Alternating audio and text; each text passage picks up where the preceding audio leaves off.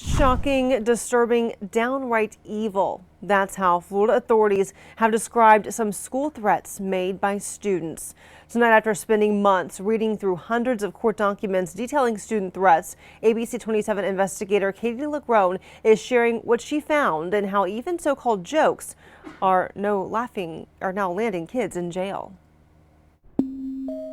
Since the Parkland shooting, Primary concern is the safety of the students. Student threats against schools have led to press conferences. There's going to be zero tolerance. And headlines. 2 kids are facing some serious consequences. But we found far more frequent are the threats you don't hear about. Do you regret making that comment? But land kids in Florida courtrooms like this one. Anytime they hear this at school, they're going to react to it. Thank you for being here, sir. This one. I'm concerned with this obsession and fascination you have with guns. And this one. Do you have any firearms?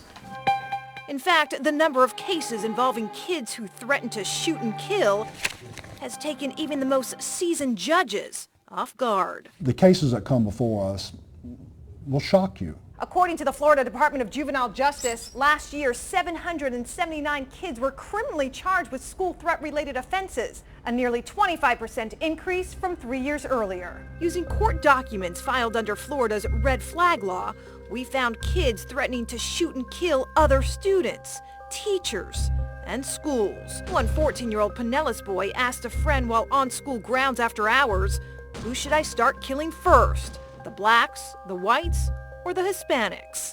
The boy was also Baker acted. In St. Lucie County, police said a student was overheard telling a classmate he had a list of students he wanted to kill. "If you want to live, don't come to school next week." The 14-year-old claimed he was only joking. He also didn't have a gun.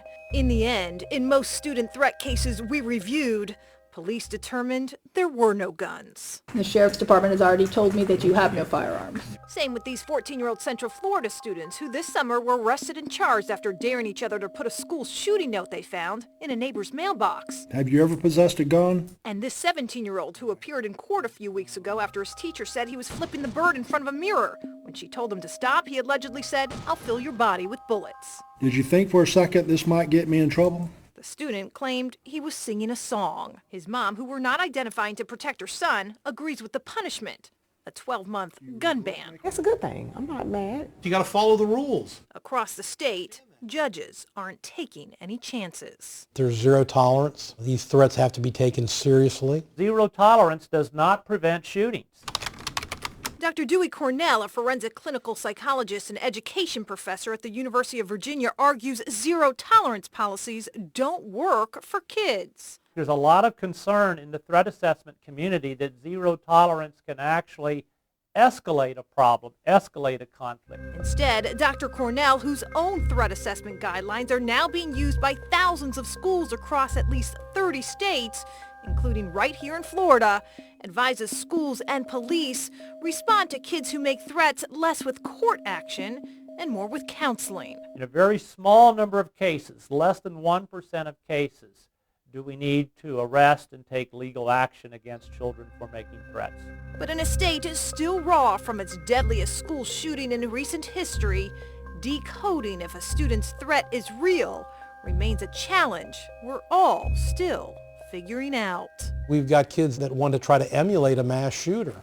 You know, what are we supposed to do with that? And then you go and they find out they don't have a firearm. But what if they did? The Florida Sheriff's Association now pushing for a bill that would make any spoken school threat by a student a crime.